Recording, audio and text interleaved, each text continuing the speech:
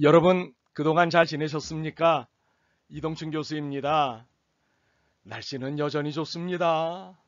게다가 휴일도 계속해서 2주 연속으로 저희에게 주어지고 있고, 이 휴일과 좋은 날씨 참 우리 모두를 힘들게 합니다.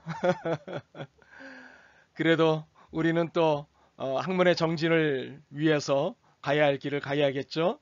네, 오늘 수업 시작하겠습니다. 네, 7주차 강의군요. 지난번에 이어서 북한의 체제 전환의 모습 계속해서 탐구해보는 시간을 갖도록 하겠습니다. 북한은 분명히 변화하고 있습니다. 어떻게 변화하고 있는지, 또 어떻게 변화하면 좋겠는지, 현실과 기대 사이에서 우리의 수업은 계속 진행이 되겠습니다. 이미 지난 시간에 설명을 드렸다시피 국제정치라고 하는 현실은 아주 냉혹합니다. 네, 원래 정치라고 하는 것이 냉혹하고 냉정하고 그리고 인정이 없습니다. 국제정치는 더 심합니다. 그래서 오죽하면 무정부 상태라고 이야기를 하겠습니까? 그래서 이 무정부 상태라고 하는 것에 의하여서 설명을 드리면 힘 있는 자가 지배하고 누구나 힘이 있으면 세계를 쥐락펴락할 수 있다. 뭐 이런 생각을 갖고 있는 것이 무정부주의적 생각입니다. 과연 그게 맞느냐? 그건 옳지 않다라고 하는 국제정치학의 이론도 여럿 있습니다. 어찌되었건 국제정치의 형실은 냉혹합니다. 그 이유는 의리보다는 자국의 이익을 먼저 챙겨야 하기 때문입니다.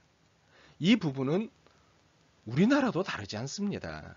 우리나라가 의리를 지키기 위해서 자국의 이익을 포기하고 국민들의 여러 가지 것들을 포기하게 만든다?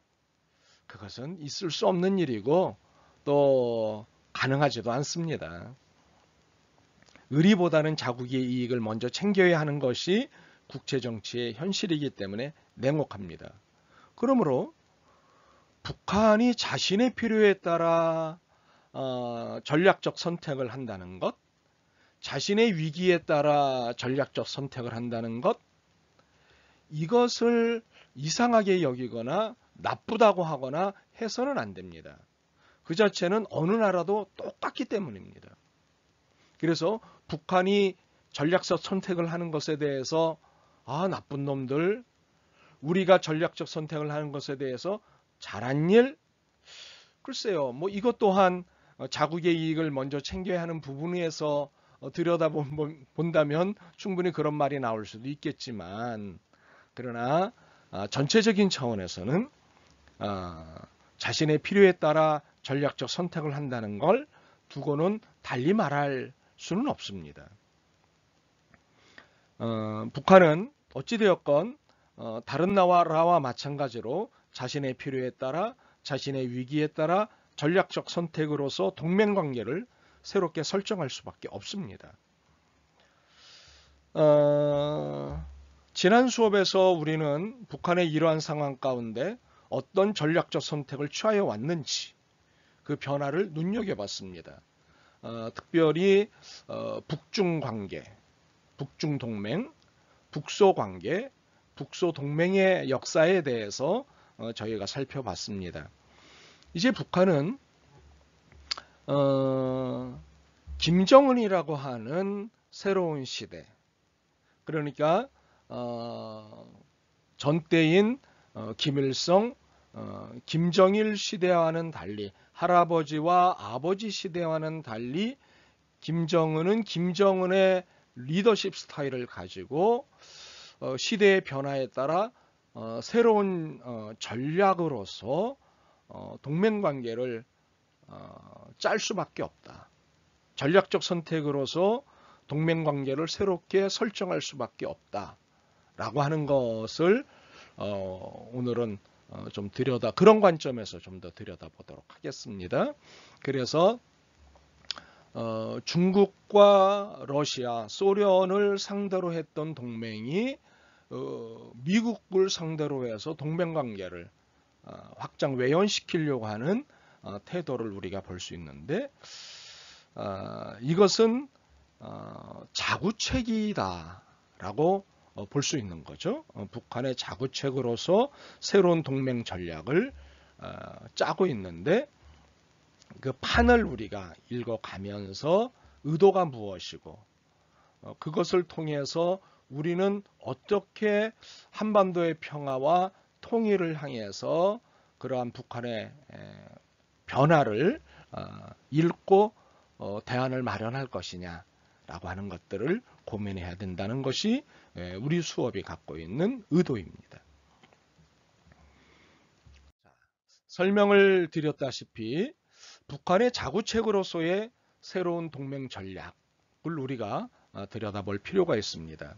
다시 한번 설명을 드리면, 그동안에는 중국과 소련과 중국을 상대로 해서 동맹 전략을 세웠다면, 이제는 미국을 상대로 해서 새로운 동맹 전략을 세우고 그것을 추진해 나가고 있다는 것.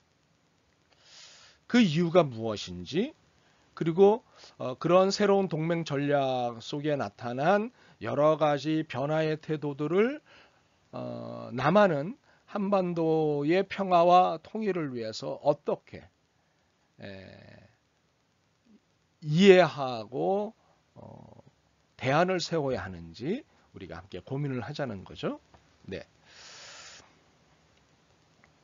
자, 그러면 북한의 자구책으로서의 새로운 동맹 전략, 첫 번째 꼭지로 한번 들여다보도록 하겠습니다.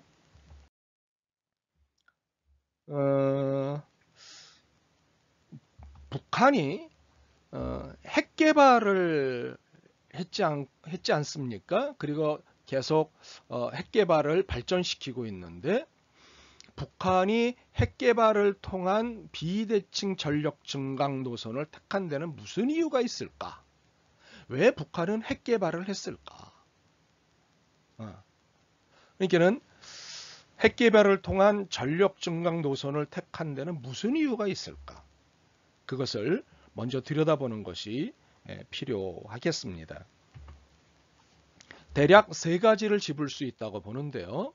전문가들은 보통 세 가지를 짚고 있습니다. 첫 번째는 안보를 제공을 했던 소련의 붕괴라고 하는 안보 환경의 급격한 변화를 맞이했죠. 네. 그러니까는 세계를 제패하던 양극 체제 시절이 있었습니다. 소련과 미국과 소련이 세계의 주도권을 쥐고 서로 경쟁을 하던 시절이 있었습니다. 그때 소련이 북한을 지원했고, 소련이 갖고 있는 파워를 가지고 북한의 안보를 제공을 했습니다. 대신 북한은 자신들의 자율성을 일정 정도 양보를 했죠, 소련에. 그렇게 안보를 제공했던 소련이 붕괴를 하지 않았습니까? 그러면서 안보 환경의 급격한 변화를 맞이한 겁니다. 또 하나는 외부적으로는 미국의 위협이 있는 겁니다. 그러니까는 미국이 북한을 향해서 부시 대통령 시절에 악의 축이라고 규정을 하면서 지구상에서 없어져야 할 나라 또는 제거되어야 할 리더십이라고 입장을 정리하고 북한에 위협을 가했습니다. 이렇게 외부적으로는 미국의 위협이 이제 생긴 겁니다. 세 번째로는 내부적으로 동맹국인 중국이 반기의 위협을 내놓은 겁니다. 그러니까는 북한을 도와주지 않고 중국이 오히려 북한이 적이라고 여겼던 미국과 외교를 맺은 겁니다.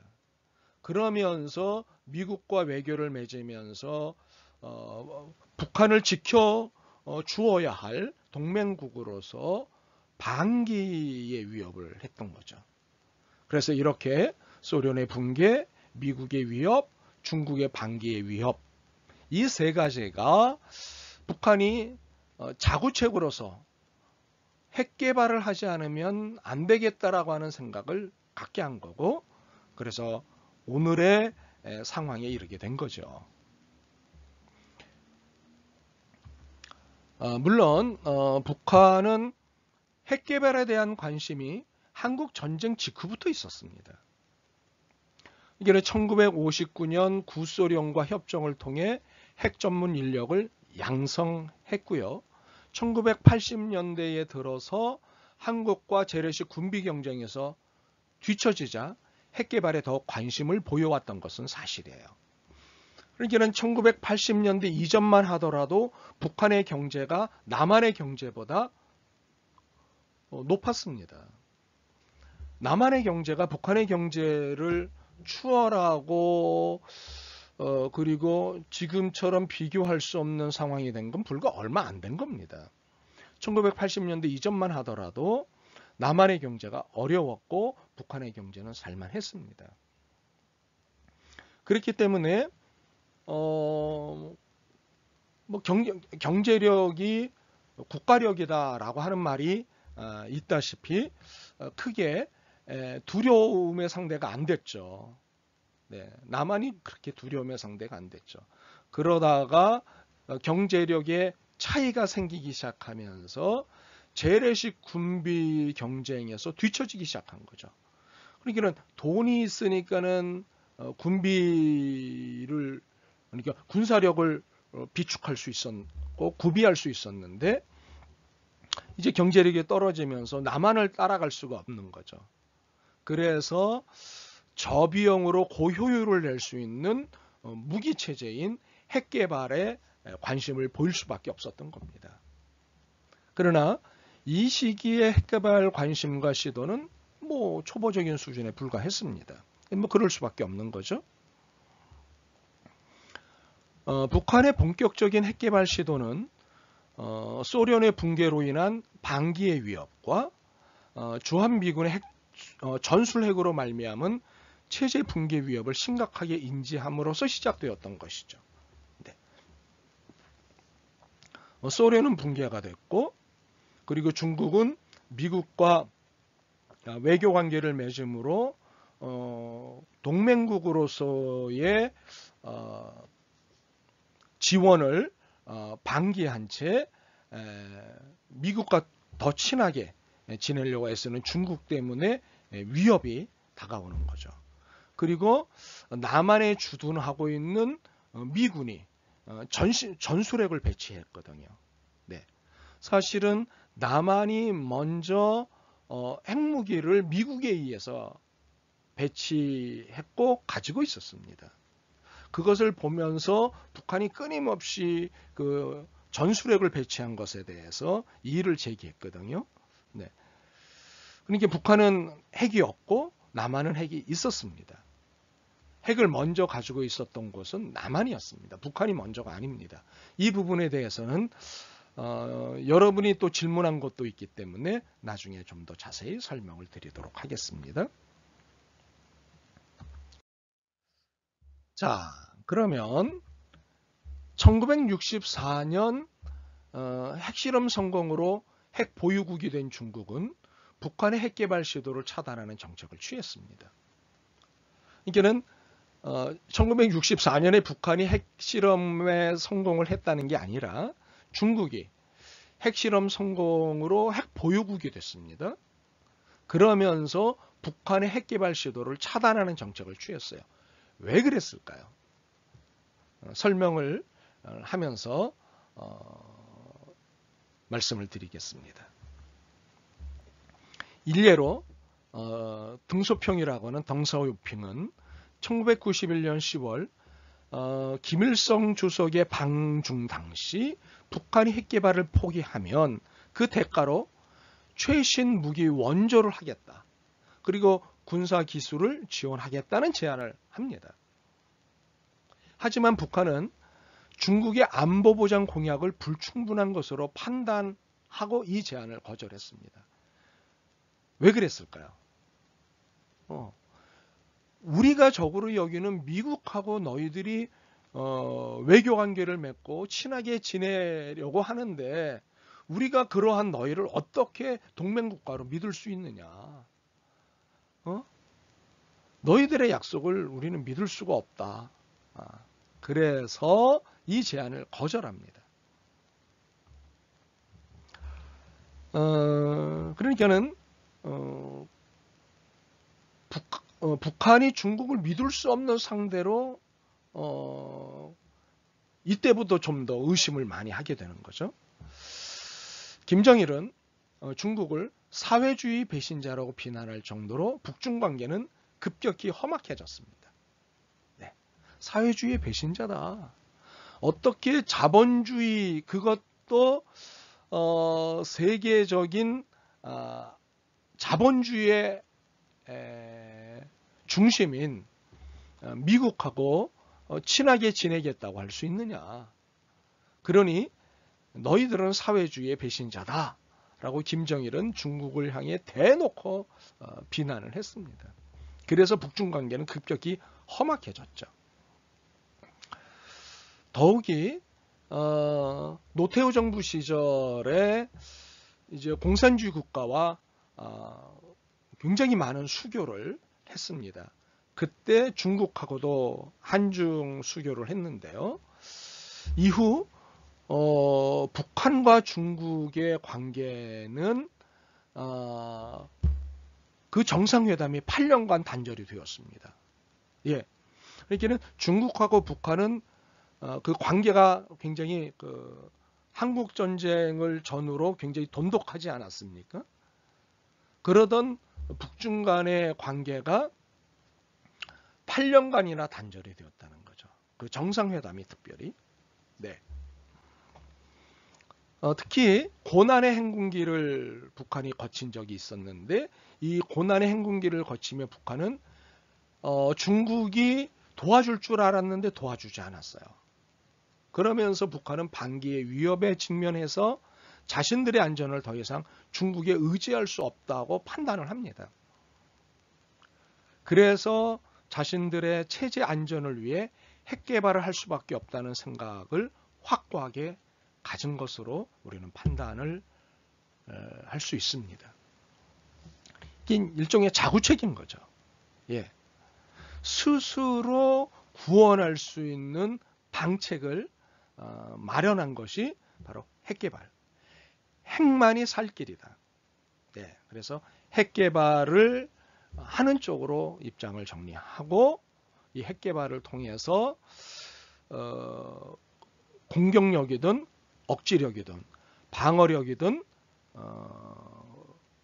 공격력이든 확보할 수 있어야 한다고 생각을 한 거죠. 네.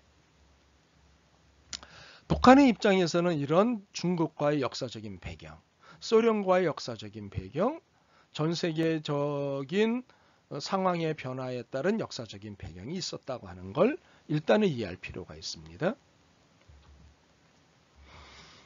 북한의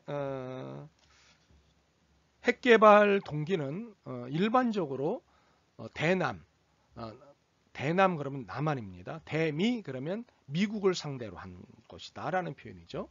대남 억지 및 위협용, 대미 협상용, 대중국 경제용으로 견제용으로 설명이 됩니다. 그러니까는 남한에 대해서는 위협용으로 사용을 하자는 것이고 미국을 상대로서는 협상을 하자는 것이고 중국을 향해서는 견제를 하자는 것이거든요. 중국에게 우리 함부로 보지 마라. 동맹국이라고 하지만 같은 사회주의 국가라고는 하지만 우리를 함부로 봐서는 안 된다. 그리고 미국에 대해서는 우리의 체제를 보장해주고 그리고 우리의 리더십을 위협하지 말고 그리고 우리의 경제 문제를 경제 문제를 원활하게 경제 문제가 원활하게 돌아갈 수 있도록 우리에 대한 국제사회의 대북 제재를 풀어라. 그러면서 협상용으로 이제 핵 개발을 하는 거고, 그리고 남한을 향해서는 위협하기 위한 거라는 거죠. 예, 이렇게 북한의 핵 개발의 동기. 예. 그러니까는 왜 핵 개발을 하게 되었는지는 북한의 반기, 중국의 반기의 위협, 그리고 미국의 위협, 그리고 소련의 붕괴가 이제 근본적인 이유였다면, 핵 개발을 계속해서 하는 동기는 이렇게 세 가지라고 하는 것을 여러분이 이해할 필요가 있습니다. 그러므로 북한에 있어 핵무기를 통한 군사력 증강은 주권 국가로서의 최소한의 자구책이다 라고 읽어야 합니다. 그리고 동맹국의 반기에 대응하는 견제 전략으로서의 기능을 보유한 것이다. 그리고 동시에 동맹국을 연루시키는 복합적 기능을 갖게 되는 가장 효과적이고 유일한 선택지인 것이다 라고 하는 거죠. 그러니까는 중국, 소련, 러시아죠 지금은. 네. 중국과 러시아라고 하는 동맹국을 동시에 연루시키는 겁니다. 네. 함부로 보지 못하게 할 뿐만 아니라 이제 같은 핵 보유국으로서 사회주의 국가 안에서 어떻게 너희들이 나를 돕고 함께 가야 할지를 고민해라. 이렇게 이제 연루시키는 겁니다. 이런 복합적 기능을 갖게 되는 북한으로서는 가장 효과적이고 유일한 선택지다 라고 하는 거죠. 그리고 이것은 북한이 줄곧 보존해온 자율성. 네. 북한은 지구상의 여타의 사회주의 국가와는 다른 거죠. 다른 사회주의 국가는 중국이나 소련 혹은 러시아에게 자신들의 자율성을 내어주는 조건으로 안보를 보장받았고, 그리고 동맹관계를 유지했다고요. 그러나 북한은 주체사상이라고 하는 것을 내세워서 자신들의 자율성을 침해하거나 방해하거나 주체사상을 도전하는 것은 아무리 힘이 센 동맹국가인 중국이나 소련이나 할지라도, 러시아라 할지라도 봐주지 않았어요. 지난주에 설명을 드렸다시피 북한이 주둔하고 있던 중국군, 소련군을 다 자국으로 돌려보내지 않았습니까? 네. 그러니까는 북한이 줄곧 보존해온 자율성을 훼손당하지 않고 강대국에 종속되지 않는 전략을 유지해 왔는데, 이 핵개발, 핵보유가 그런 전략이기도 했다고 하는 사실이죠. 북한은 이제 선군 정치, 군사력을 앞세운 정치인 거죠. 선군 정치라고 하는 것은 이 선군 정치와 핵개발이라고 하는 국가 전략을 모색하게 된 거죠. 네. 그러니까는 군사력을 앞세워 강한 국가를 만들고 강한 국가를 바탕으로 해서 잘 사는 나라가 되게 하겠다. 근데 이제는 핵 개발이 된 이후에는 군사력과 경제력을 함께 가는 병행 전략을 지금 세워가고 있는 거죠. 네. 출석 체크 시간입니다. 자, 북한이 핵 개발을 통한 비대칭 전력 증강 도선을 택한 이유가 무엇인가요? 세 가지 설명을 드렸습니다. 그 세 가지 이유를 정리해서 제게 보내주시길 바랍니다. 북한이 핵 개발을 통한 비대칭 전력 증강 도선을 택한 이유는 무엇인가요? 네, 기다리겠습니다.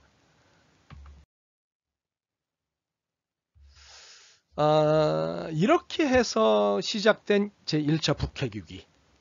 네, 제1차 북핵위기.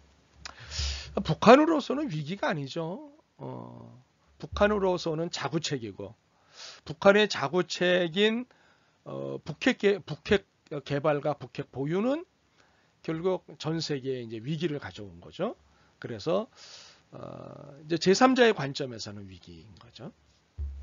제1차 북핵 위기는 1989년 프랑스의 인공위성이 하늘을 돌다가 북한 영변의 핵시설을 발견하고 그 사진을 공개한 시점부터 발생하였습니다. 노태우 정부는 북핵 문제 해결을 위해 북한과 한반도 비핵화에 관한 공동선언을 합의를 했습니다. 거기에 미국은 주한미군의 핵전술을 핵전술이 아니라 전술핵을 철수시켰어요. 네. 그러니까는 이전까지 미국에 의해서 남한에 핵을 전술적으로 배치를 했는데요. 전술핵을 배치를 했는데요. 그러니까는 북한에 위협을 가하기도 하고 또 하나는 아시아, 그러니까 중국과 러시아라고 하는 강대국의 아시아의 지배권을 밀리지 않기 위해서 전술적으로 핵을 배치했던 거예요. 그런 전술핵을 한반도 비핵화에 관한 공동선언에 합의를 한 이후에 철수시켰습니다. 예. 그래서 이제 남한에 핵은 없는 거죠. 네. 현재로는 없습니다. 그래서 우리도 핵무기를 개발하고 핵무기를 가지고 있어야 된다라는 얘기를 최근에 들어와서 심심치 않게 하고 있는 거죠. 어찌되었건 그 문제는 나중에 더 자세히 말씀을 드리겠습니다. 북한은 국제원자력기구 IAEA라고 약칭합니다. 국제원자력기구의 사찰을 받아들였어요. 이제 비핵화에 관한 공동선언에 합의를 했으니까요. 그러나 사찰 결과 폐연료를 재처리한다는 사실이 밝혀집니다. 그래서 북한이 과연 비핵화 의지가 있느냐라고 하는 의구심이 증폭이 된 거죠. 예, 이 폐연료는 재처리해서는 안 된다는 것이 합의 사항이었거든요. 그래서 북한이 과연 비핵화 의지에 대한 것이 있느냐라고 하는 의구심이 증폭이 될 수밖에 없었던 거죠. 마침내 북한이 1993년 3월 비핵산 확산 금지 조약 NPT, 예, 이 용어도 기억하실 필요가 있습니다. 핵 확산 금지 조약. 예. 이때 이미 가지고 있는 것까지만 가지고 있게 하고 더 이상은 핵 확산을 하지 말자, 해서는 안 된다, 이런 금지 조약을 만든 거죠. 여기에 북한이 탈퇴를 했어요. 그러면서 제1차 북핵 위기가 시작이 되었습니다. 그러니까는 너희들 의심받을 만한 짓을 한다라고 한 것에 화가 난 거예요. 예. 중국은 1차 북핵 위기 당시 방관자의 태도를 취해요. 이때까지만 하더라도 북한은 방관자의 태도를 취해요. 그러나 외교 무대에서 북한을 적극적으로 비호하지는 않아요. 중국은 유엔 안보리 대북제재 및 IAEA 국제원자력기구 특별이사회에서 북핵 문제를 회부하는 것에 반대를 합니다. 각종 표결 및 각종 결의안에서 기권을 해요.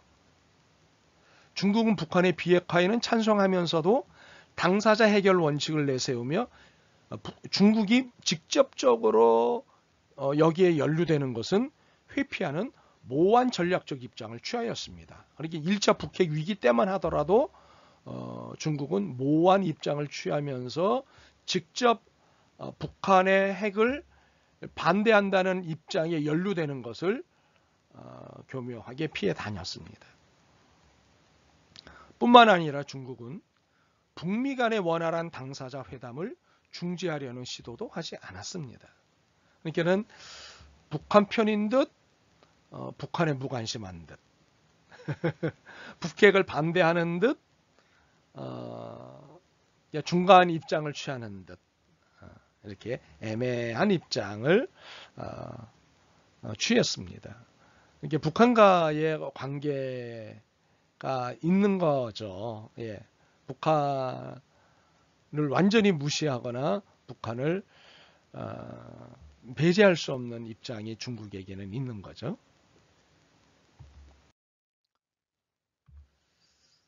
당시 클린턴 행정부가 대북 타격을 고려를 했습니다. 사실 클린턴 행정부가 대북 타격을 고려했다는 것은 클린턴의 성향으로서는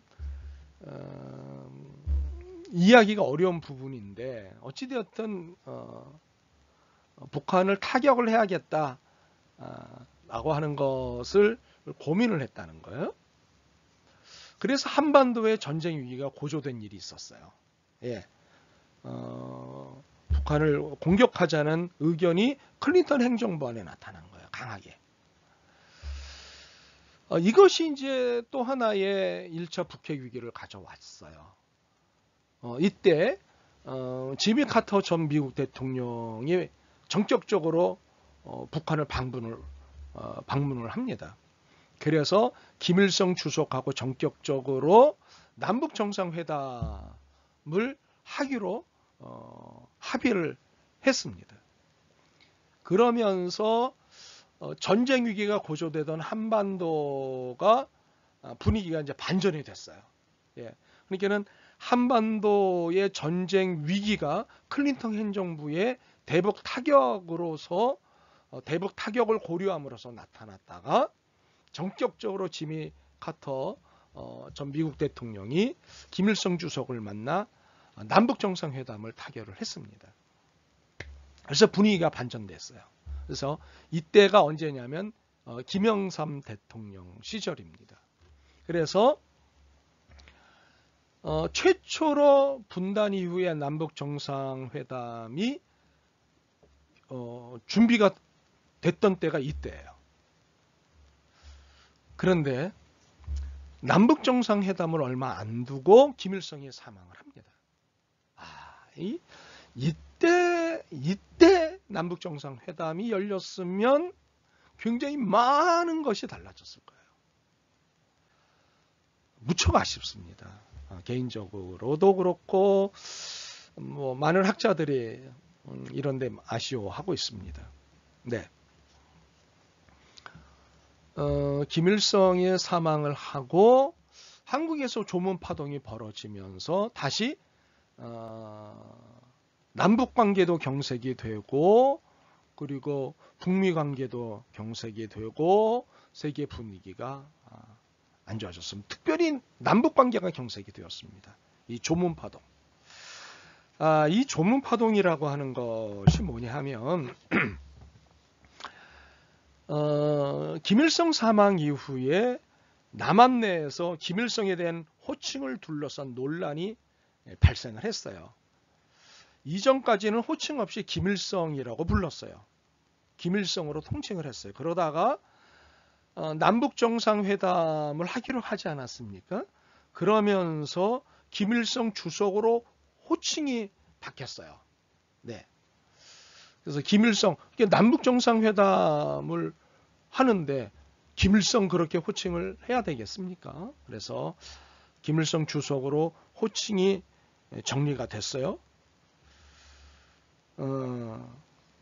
그런데 김일성이 사망을 하자 호칭 문제가 다시 문제로 제기가 됐고 김일성으로 변화가 됐습니다. 네. 김일성에서 김일성 주석으로 다시 김일성으로. 김일성 사망에 따른 조문단을 보여내야 한다는 일부의 여론과 야당 위원들을 중심으로 조문단을 파견해야 한다라고 하는 주장이 제기가 됐지만 국내 여론이 만만치 않았습니다. 그래서 조문은 무산이 됐죠.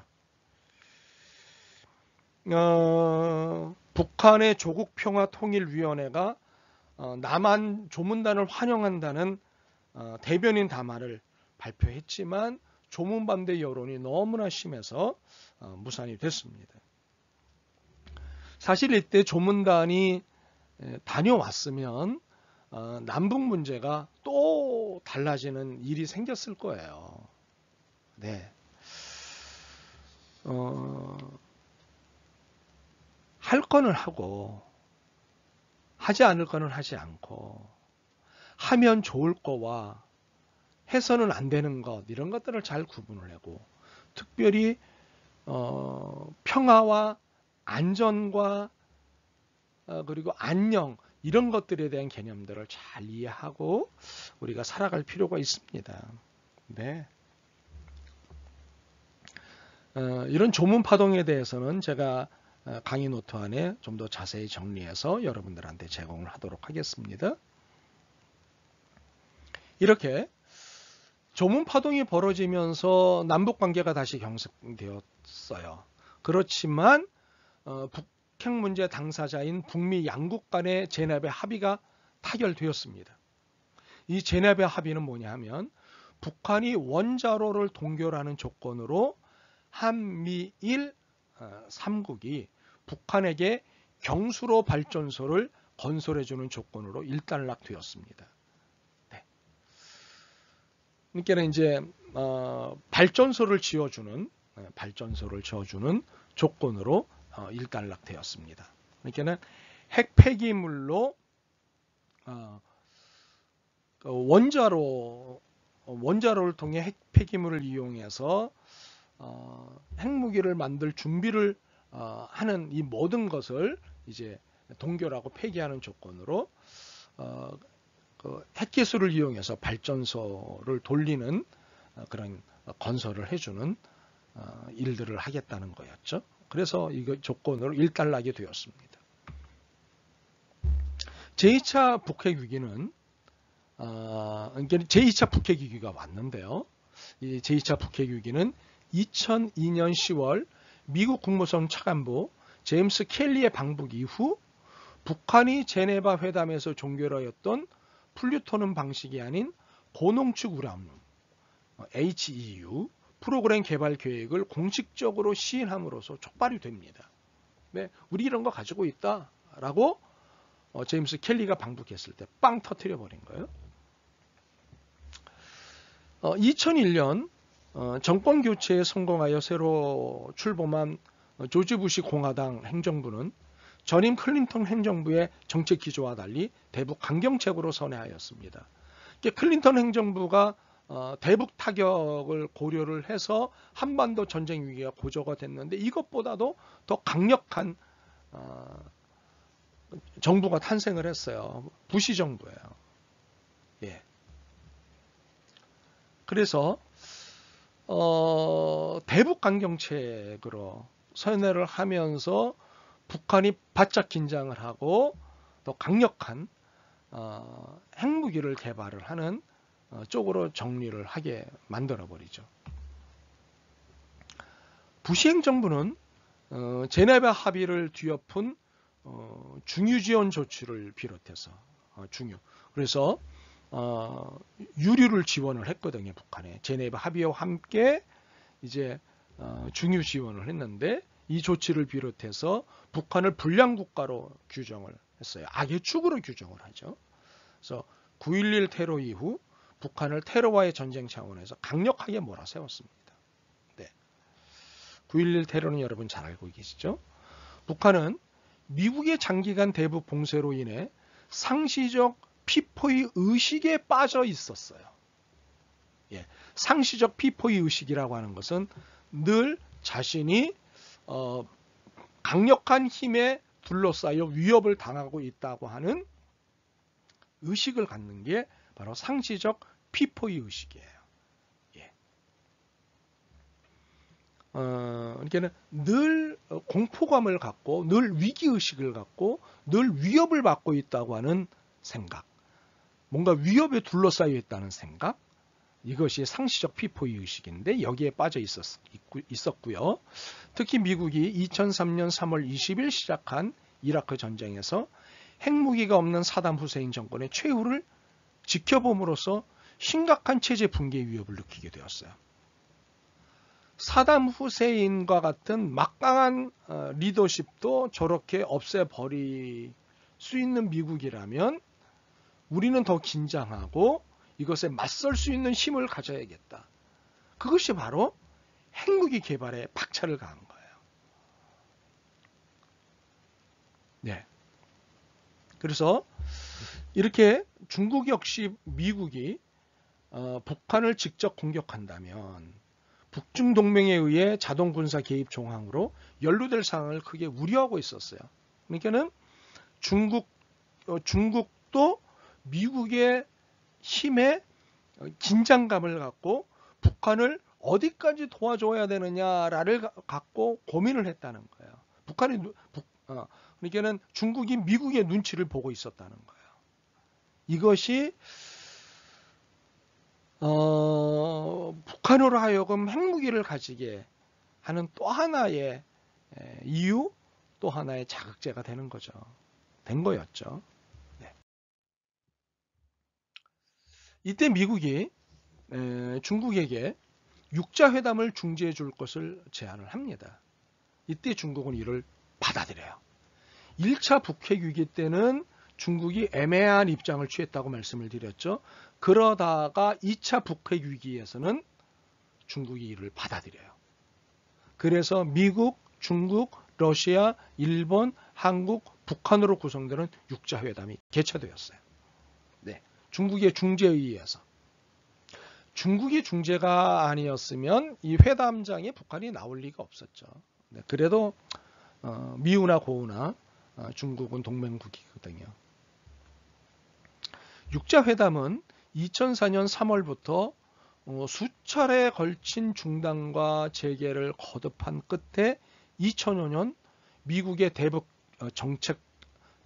적대 정책을 폐기하고 북한과의 관계 개선을 하고 북한의 기존 보유 핵무기와 미래 핵무기 계획 포기를 교환하는 것을 골자로 하는 9.19 공동성명을 도출해냈어요. 대단한 성과였어요. 네, 2005년 9월 19일 9.19 공동성명, 9.19 합의, 9.19 합의라고도 하고 9.19 공동성명이라고도 해요. 네. 굉장히 중요한 합의였고 굉장히 잘된 합의였어요. 네, 제 톤에서 뭔가 아쉬움이 많이 묻어나죠, 여러분.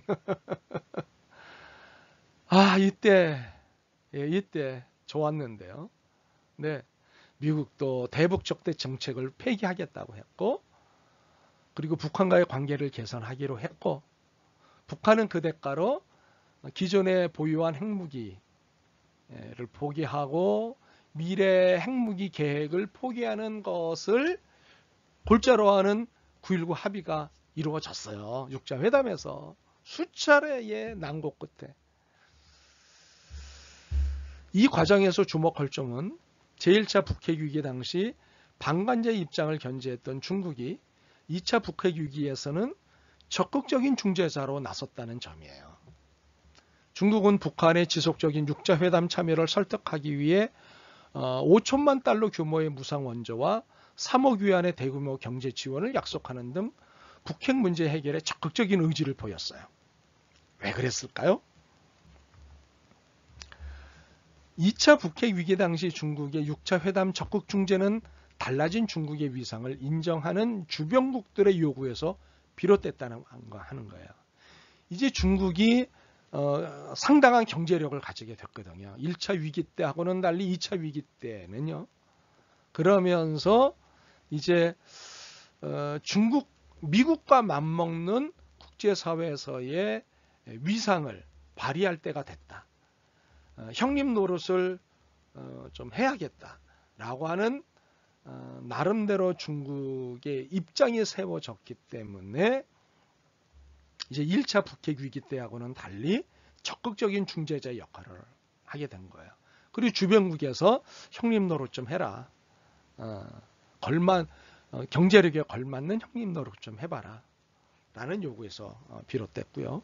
동시에 국제 무대에서 자신의 역할을 증대시키고자 하는 중국의 자신감과 욕구로 이루어진 것이었습니다.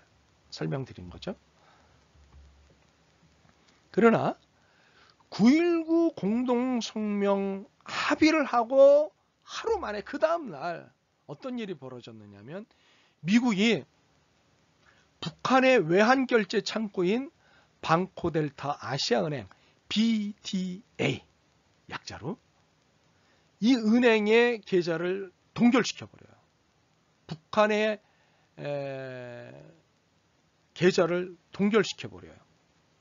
대북 금융제재를 단행시켜버려요. 이게는 북한이 의심할 만한 짓을 지금 하고 있다. 그리고 이건 이 계좌를 갖고 있는 정상적이지 않다. 이에 따라 중국은 동북 삼성의 북한산 위조 지폐가 유입되고 있음을 알렸고요. 그동안 이미 중국은 알고 있었어요. 그런데 가만히 있었다고요. 그런데 미국 눈치를 보면서 북한산 위조 지폐가 유입되고 있다고 이제 알려준 거예요. 추가적으로 BDA를 단독 조사해서 북한의 돈 세탁 혐의를 직접 확인을 해요, 중국이. 그리고 미국의 BDA의 북한 자산 동결 대북 금융제재 조치에 적극적으로 협조를 해요. 자, 중국의 이러한 태도를 보면서 북한이 어떠했을까요? 중국에 대한 북한의 입장과 태도는 어떻게 됐을까요? 상상하시는 대로예요. 상상하시는 대로. 동맹국 맞아? 저것들도 인간이야? 뭐 이제 전문 용어로 이런 생각을 갖지 않았겠어요? 이런 태도를 갖지 않았겠어요? 예, 중국입니다. 중국이 이런 나라고 미국이 이런 나라고 북한이 이런 나라입니다. 그러나 다 자국의 이익을 위해서 움직이는 겁니다. 남한은 다를까요? 이에 반발한 북한은 당연하죠. 2006년 미국 독립기념일에 맞춰 미국 알래스카까지 사정거리가 도달하는 ICBM, 여러 차례 말씀을 드렸죠. 대륙간 탄도미사일인 대포동 2호를 발사하는 무력 시위로 대응을 합니다. 미국까지 날릴 수 있는 미사일이 개발됐다라고 하는 것을 보여준 거예요. 미국, 너희도 더 이상 안전하지 않다. 우리는 너희를 얼마든지 핵무기로 공격할 수 있다. 우리 얕보지 마라. 이런 거예요. 뭐 며칠 전에 자정을 기해서 북한이 열병식을 했는데 대륙간 탄도미사일 중에서도 굉장히 진일보하고 굉장히 가능성이 높아진 핵무기를 선보였다고 하죠. 네. 뭐 사실관계는 좀 더 따져봐야겠습니다만 어찌되었든 2006년에 미국 독립기념일에 맞춰 ICBM을 발사하는 무력 시위를 했습니다. 북한은 무엇보다도 미국의 금융제재에 중국이 적극적으로 공제했다는 사실에 크게 분개를 했습니다. 동맹국가인데 북한의 핵실험 조짐을 감지한 중국은 북한으로부터 핵실험을 수행하지 않겠다는 약속을 받았지만 북한은 그 약속을 저버리고 결국 제1차 핵실험을 강행을 했습니다. 네.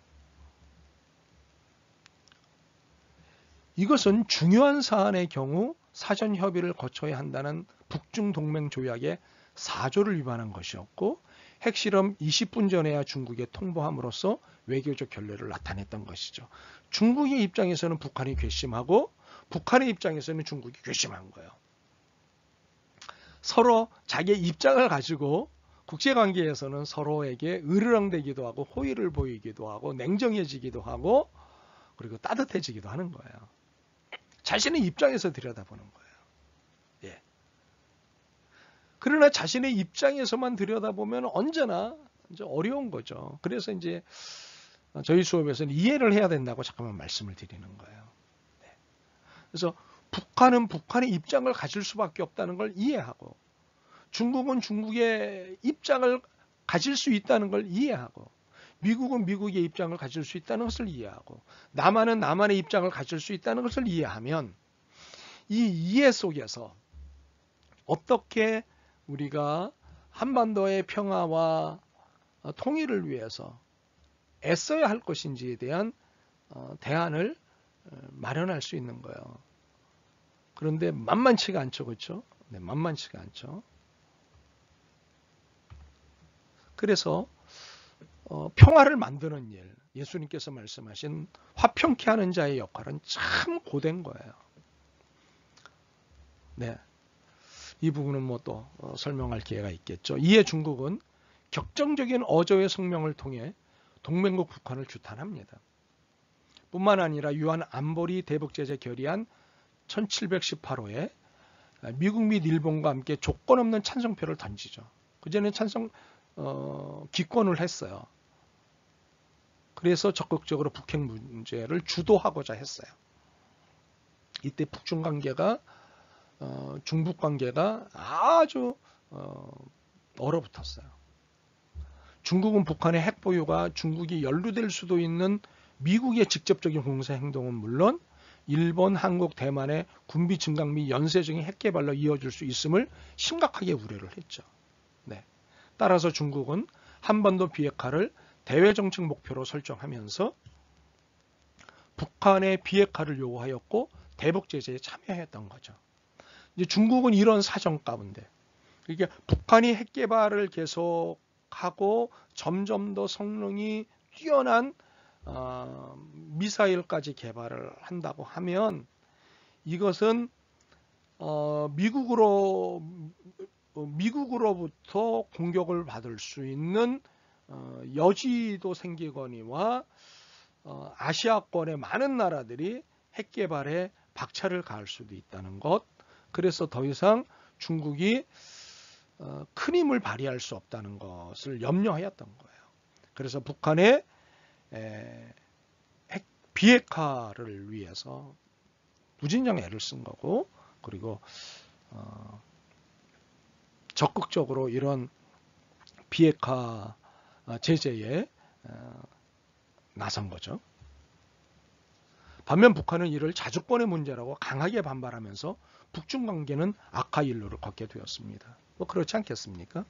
북한은 적대국 미국과의 공조를 통해 자신을 압박하는 중국의 행태에 계속적인 무력 시위로 반발함으로써 동맹국 간의 갈등이 고조되었습니다. 충분히 여러분 이해하실 만하죠, 그렇죠? 결국 북한은 2012년을 전후로 계속되는 로켓 발사 및 2차 핵실험을 단행하면서 중국이 동맹의 의무를 다하도록 결박시키는데 성공하였습니다. 결박 이론이라는 건 여러분 국제 동맹 이론에서 배우셨죠? 네. 결박하는 데 성공하였고 미중 간의 공조 국면을 이간하는 데 성공합니다. 예. 북한의 전략이 먹혀 들었어요. 중국은 오바마 행정부가 아시아 재균형 정책을 추진하게 되자 영내 주도권 다툼에서 밀리지 않기 위해 북한의 지정학적 가치를 더욱 높게 평가하게 되었습니다. 이게 뭐 아무래도 중국이 자본주의 국가들보다는 사회주의 국가와 형제를 챙길 수밖에 없는 입장은 기본적으로 있는 거예요.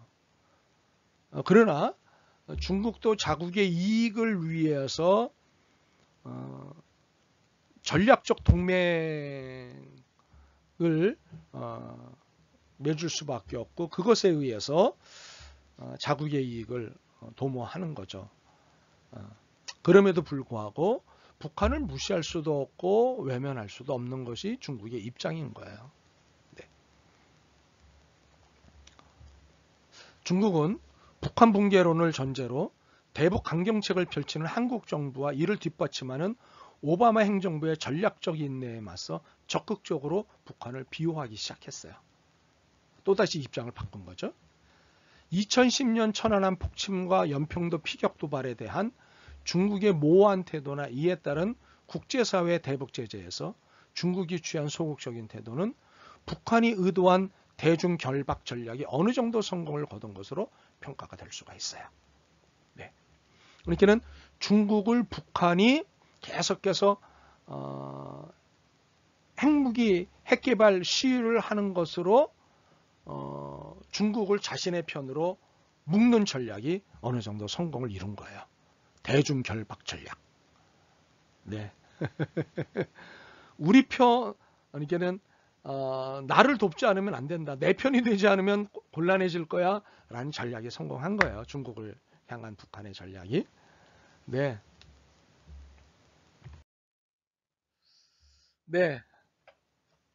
그러면 이번에는 비슷한 내용이 반복이 될 수가 있겠지만 좀 더 다른 각도에서 북한의 자구책으로서의 새로운 동맹 전략을 좀 더 들여다보죠. 네. 좀 더 새로운 관점이 약간 들어 있습니다.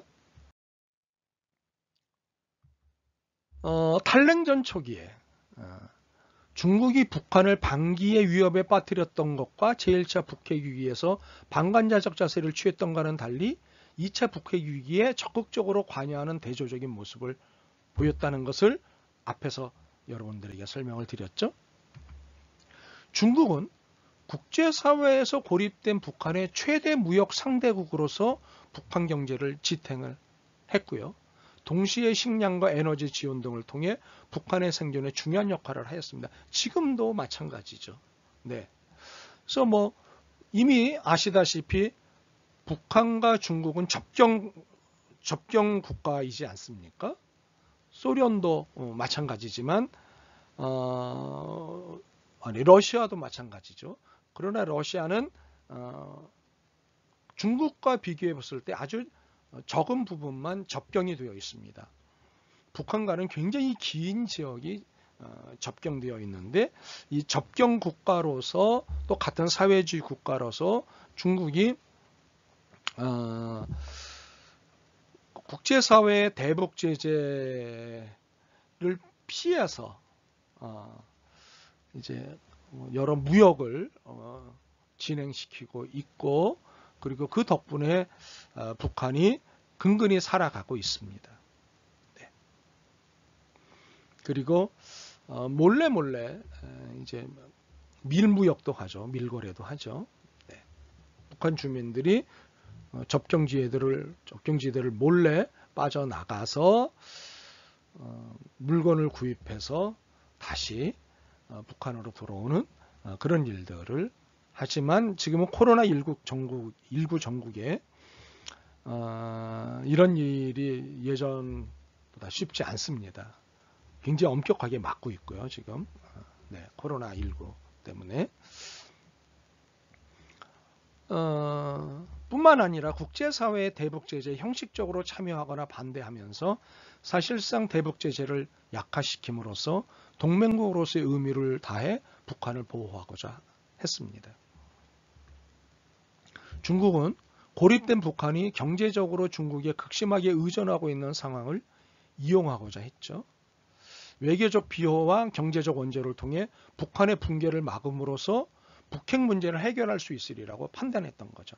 그러니까는 1차 북핵 위기 때는 방관자의 입장에 있다가 2차 북핵 위기 때는 북한이 아닌 국제사회의 형님 노릇을 하기 위해서 북한의 중재 역할을 하고 계속해서 반기의 위협 같은 것들을 보여주었지만 다시 입장을 바꾸어서 북한을 적극적으로 도움으로 인해서 북핵 문제를 해결할 수 있으려고 판단한 거예요.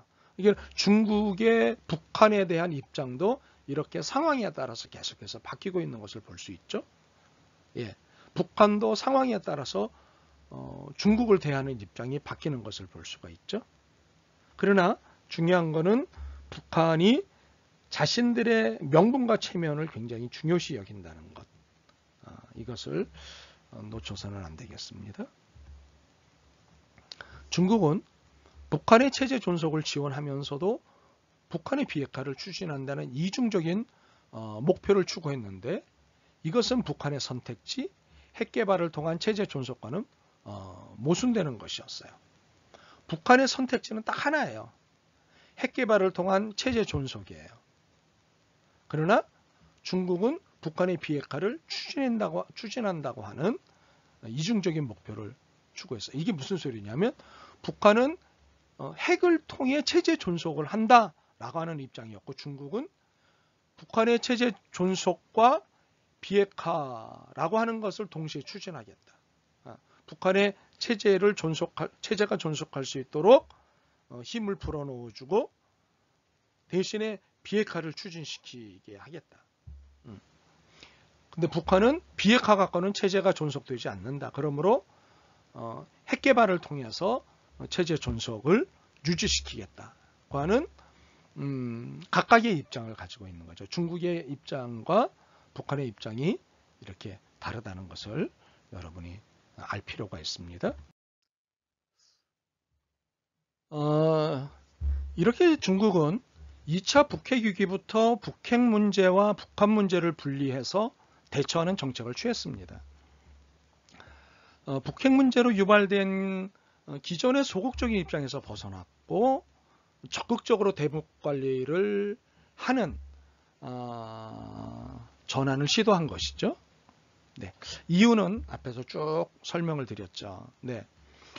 뭐 어찌되었건 중국은 자국의 이익과 그리고 자국을 위해서 북한을 대하는 거죠. 네. 아무리 동맹국이라고 하지만. 그러나 북한 문제와 북핵 문제를 분리하려는 실용적인 접근 방식은 북핵과 생존을 동일시하는 북한과는 커다란 인식의 간극을 표출하게 되었습니다. 그러니까는 핵을 가지고 있어야 체제가 보장이 될 수 있고 그리고 생존할 수 있다고 하는 북한의 입장과 핵을 갖고 있지 않더라도 우리가 도와주면 너희들의 체제가 안정적으로 유지될 수가 있다. 그리고 생존할 수 있다라고 하는 중국의 인식과는 커다란 차이가 있는 거죠. 네. 북한은 핵무기를 자주권과 생존권에 일치된 최종적 생존 전략으로 인식하고 있기 때문에 비핵화는 곧 체제 보장 수단의 박탈을 의미한 거예요. 그래서 중국의 해법에 동의가 안 되는 거예요.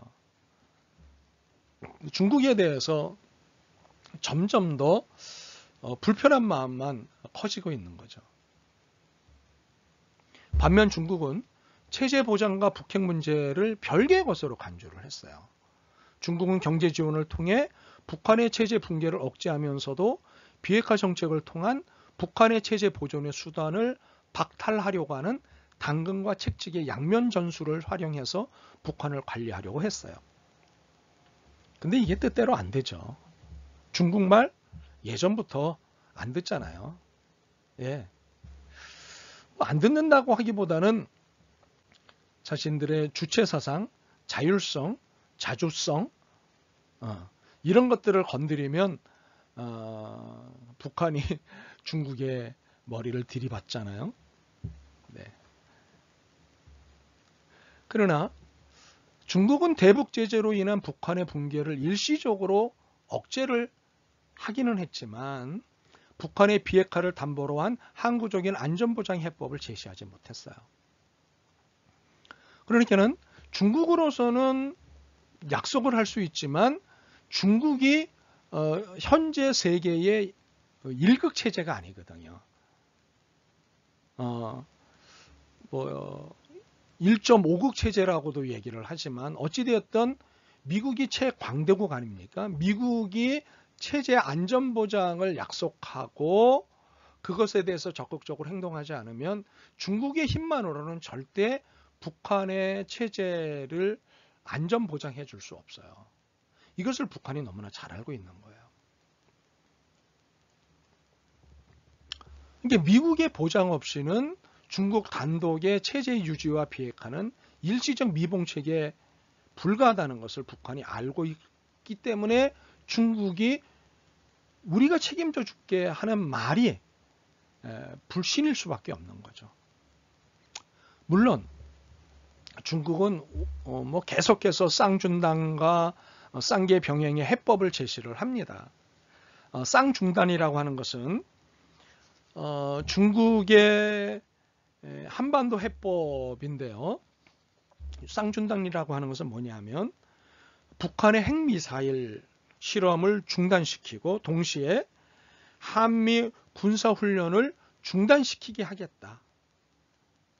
그러면 북한과 미국, 북한과 남한 모두를 만족시킬 수 있지 않겠느냐라고 하는 게 쌍중단 해법이에요. 두 개를 다 중단시키겠다는 거예요. 그리고 쌍궤 병행이라고 하는 것은 뭐냐면 비핵화와 평화체제 전환을 동시에 추진하겠다는 거예요. 예, 쌍궤, 두 개의 궤를 동시에 진행시키겠다고 하는 거예요.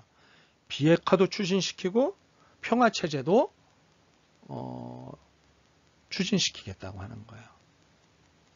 그런데 이 해법은 북한의 만성적인 안보 불안에 대한 공감을 충분히 하지 못한 상태에서 나온 거예요. 북한이 만성적인 안보 불안을 가지고 있다고 말씀을 드렸죠. 늘 강대국에 둘러싸여서 안보가 불안하고 체제가 위협당하고 있다고 하는 위기의식에 상시적으로 있는 거예요. 네. 이것에 대한 공감이 충분하지 못했어요. 오히려 중국이 미국과의 공조로 북한의 비핵화를 압박하는 경우 북한의 반발은 당연히 초래될 수밖에 없었던 거죠. 출석 체크군요. 조금 전에 설명한 건데요. 중국의 쌍준당 그리고 쌍계 병행의 해법이란 무슨 뜻인지 쌍준단의 개념과 쌍계 병행의 개념을 적어서 제게 보내주시기 바랍니다. 네, 북한이 중국을 상대로 한 불씨는 평화협정 체제 논의 과정에서 특히 두드러지게 나타났어요.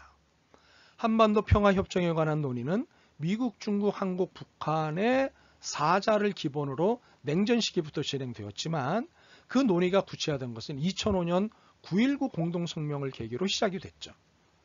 공동성명의 제4조는 직접 관련 당사국들은 적절한 별도 포럼에서 한반도의 항구적 평화체제에 관한 협상을 가질 것이다 라고 명시함으로써 정전협정을 평화협정으로 대체하자는 주장의 기초를 놓았던 것이에요.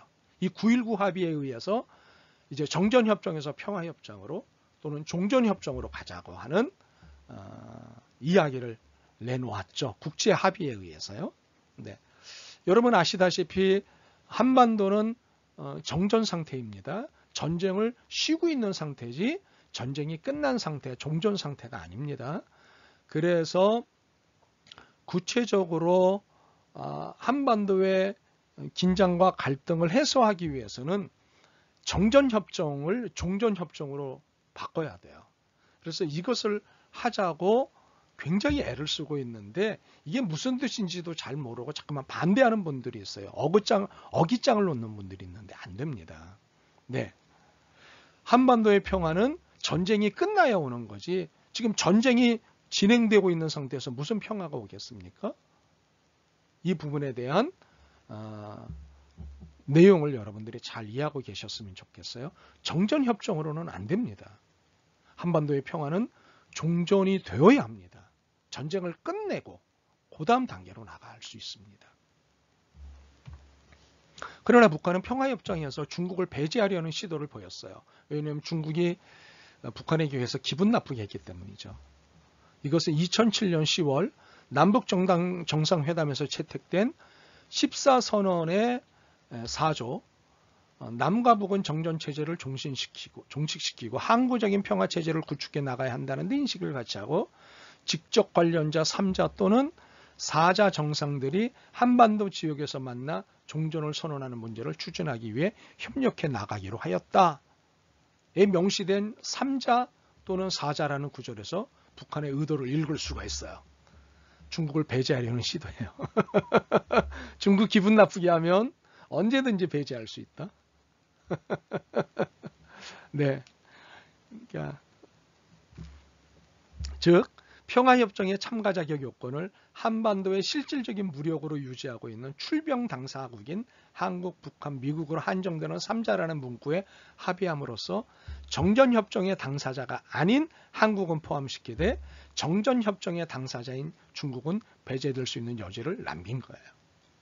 자, 이게 무슨 소리냐면 정전협정, 이제 한국 전쟁을 진행하다가 이제 우리 힘드니까 이제 그만하고 끝내자라고 하자 끝내지는 못하겠고 종전협정은 안 되겠고 정전협정을 하자. 그래서 정전협정에 사인을 한 나라가 남한은 없어요. 대한민국은 여기에 가지를 않았어요. 북한, 중국, 소련, 미국 이렇게 갔다고요. 그러니까는 정전협정의 당사자가 중국인데 중국은 배제시킬 수 있다. 대신 정전협정문에 사인을 하자는 한국은 참가시키겠다. 이런 고도의 전략이 여기에 있는 거예요. 이와 같은 북한의 인식은 2018년 4월 27일 제3차 남북정상회담의 판문점 선언 제3조 3항 남과 북은 정전협정 체결 65년이 되는 올해에 종전을 선언하고 정전협정을 평화협정으로 전환하며 항구적이고 공고한 평화체제 구축을 위한 남북미 3자 또는 남북미중 4자회담 개최를 적극 추진해 나가기로 하였다에서도 반복이 되는데요. 평화협정 체결 과정에서 중국이 배제될 가능성을 열어둔 거예요. 여기에 북한의 의도는 중국 잘해라 이런 의미가 담겨 있는 거죠. 그렇죠? 네. 귀 있는 자는 들을지어다 라는 주님의 말씀 생각이 나는 지점이에요. 자, 그러면 또한 2018년 한반도에서 전개된 일련의 과정에서 북한이 취한 선택에서 북한의 전략을 읽을 수가 있는데요. 북한은 세 차례의 남북정상회담 중재를 통해서 북미 간 직접 대화를 추구했고요. 마침내 6월 10일 역사적인 북미 정상회담을 개최할 수 있었어요. 네. 이 과정에서 김정은 국무위원장의 권력 승계 이후 7년간 유보되었던 북중 정상회담을 세 차례 가졌지만 이것은 비핵화와 종전선언 등을 놓고 대미 협상력을 확보하기 위해서 이루어진 것으로 볼 수 있어요. 그러니까는 북한이 미국을 상대로 협상력을 키우기 위해서 그동안 단절되었던 중국과의 정상회담을 이제 개최했던 거죠. 뭐 중국도 자기의 이익 계산을 해보니까 하는 것이 좋겠다고 생각을 해서 이제 정상회담을 또 북중 정상회담을 세 차례나 가졌던 거죠. 네. 북한은 자국의 체제를 보장하기 위해서 동맹국 중국을 배제하고 직접적인 북미 간의 협상을 통해서 비핵화를 주고 종전선언, 북미 수교 및 평화협정 등을 얻어낼 수 있다고 판단한 거예요. 중국 갖고는 안 된다. 지금의 입장에서는 미국이다. 미국이 대세다. 이걸 판단한 거예요. 그러니까는 유학파인 김정은 국무위원장의 리더십이 이런 판단을 하는 거죠. 동맹국 중국을 배제한 대미 경사 외교는 경사라고 하는 것은 기울어진 외교라는 뜻이에요. 이제 중국 갖고 난데 미국적으로 기울어진 외교는 비핵화를 둘러싼 북미 협상 차원에서 진행되고 있지만 싱가포르 회담에서 합의한 공동선언문의 내용은 북미 관계 정상화를 입구로 하고 비핵화를 출구로 삼았다고 볼 수 있어요. 향후 북한이 북중 동맹의 틀을 벗어날 수도 있음을 시사한 것이죠. 그러나 또 최근에 불거지고 있는 미국과의 불편한 관계들이 다시 중국하고 베스트 프렌드, 절친 관계를 다시 부각시킬 수도 있죠. 하여튼 뭐 국제관계는 이래요. 필요에 의해서. 북한은 핵무기를 대미 위협용으로 사용하기보다 미국과의 직접 교섭 시에 협상 및 거래용으로 사용하고자 했어요. 그러니까 협상용이에요, 사실은 미국에 대해서는요. 네. 남한에 대해서는 억지력이고요, 억지용이고요. 예. 그리고 중국에 대해서는 견제용이고요. 북한은 평화협정의 당사자를 일관되게 북미 양국으로 한정한 후 핵무기를 포기하고 미국과 평화협정을 체결하여 체제를 보장받는 전략을 최우선으로 설정하였던 거예요. 네. 체제 안전 보장이 미국에 대한 요구예요.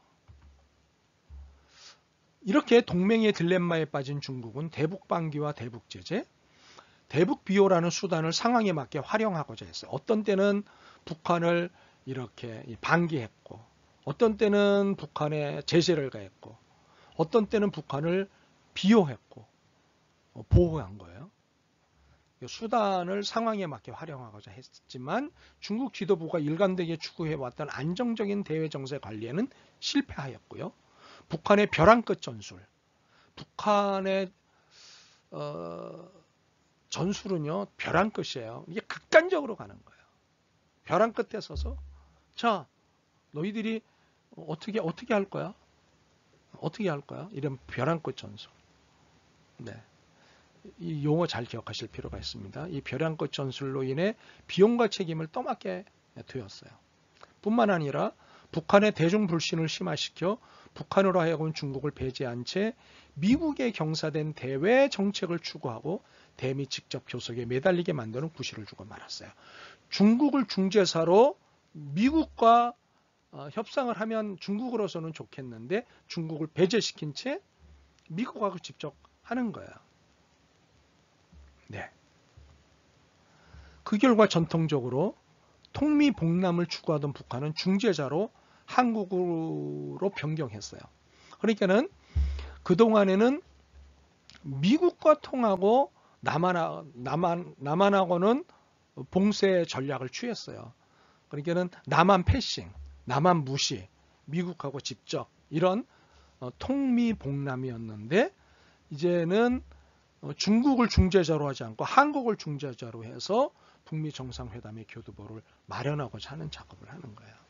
여기에 우리도 전략적으로 운전자 역할, 교두보 역할을 하겠다. 이것이 한반도 평화를 위한 것이라면 얼마든지 하겠다라는 입장인 거죠. 근데 평화가 중요한 거예요. 불안한 상태에서, 공포의 상태에서 편안한 삶을 살 수가 있을까요? 그렇지는 않잖아요. 그렇죠?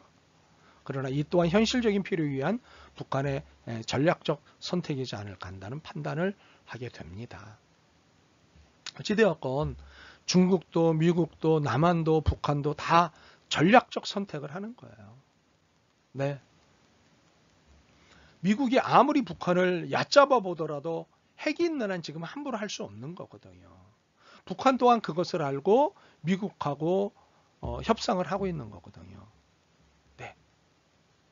중국을 패스하고 남한하고 손잡고 북미 협상력을 키우려고 하지만 그러나 중국을 완전히 배제할 수는 없거든요.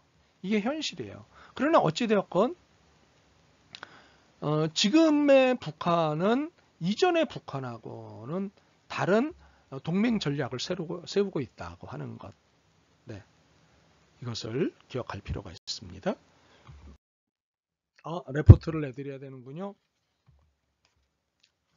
중국이 북핵 문제를 다루는 입장과 이에 대한 북한의 입장을 정리를 해 주십시오. 그러니까 중국이 북핵 문제를 다루는 입장은 어떠한지, 그리고 중국에 대한 북한의 입장은 어떠한지를 정리해 주시고요. 이것에 대한 여러분의 느낌을 정리해서 10월 15일 목요일 24시까지 다음 이메일 주소로 A4 용지 1페이지 분량으로 해서 보내주시기를 바랍니다. 네. 이렇게 해서 보내주시면 이제 8주차 수업은 여러분들이 보내주신 질문을 중심으로 해서 수업을 진행을 하도록 하겠습니다.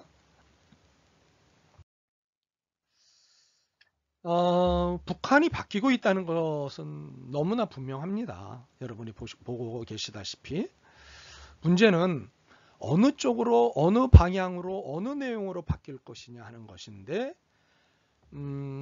기본적으로 정치 체제는 현 상태를 유지할 거고요. 그러나 경제 체제는 그 급속한 변화가 불가피할 거예요. 시장주의는 아니더라도 시장의 개방을 통해 자본주의의 물결을 어느 정도 인정을 하게 될 것이라는 거예요. 그런데 경제는 언제나 정치와 맞물릴 수밖에 없어요. 예전에 그래서 정치 경제학이라고 했거든요. 지금은 경제학이라고 하지만 예전에는 아예 정치 경제학이라고 했어요. 정치와 경제는 함께 맞물려 돌아가는 거예요. 그러므로 과연 지금의 정치 체제가 계속될 수 있을 것이냐 하는 의심은 불가피해요. 이런 변화는 북한이 국제사회에서 취하는 태도를 통해 확인할 수 있어요. 오늘 수업의 의미는 그런 의미에서 북한을 계속 눈여겨볼 필요가 있다는 것이죠. 아이고, 오늘도 정말 여러분 고생 많이 하셨습니다. 고맙습니다. 다음 시간 뵐 때까지 안녕.